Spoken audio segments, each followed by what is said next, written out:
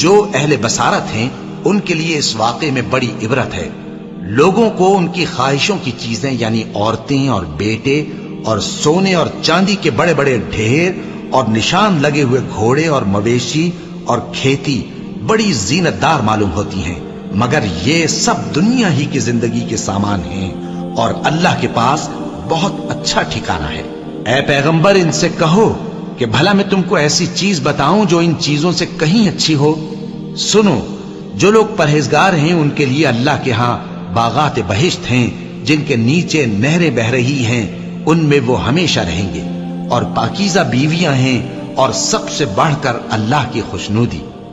और अल्लाह अपने सब बंदों को देख रहा है जो अल्लाह से इल्तिजा करते हैं कि ऐ परवरदिगार, हम ईमान ले आए सो हमको हमारे गुनाह मुआफ फरमा और हमको दोज़ख के अजाब से महफूज रख।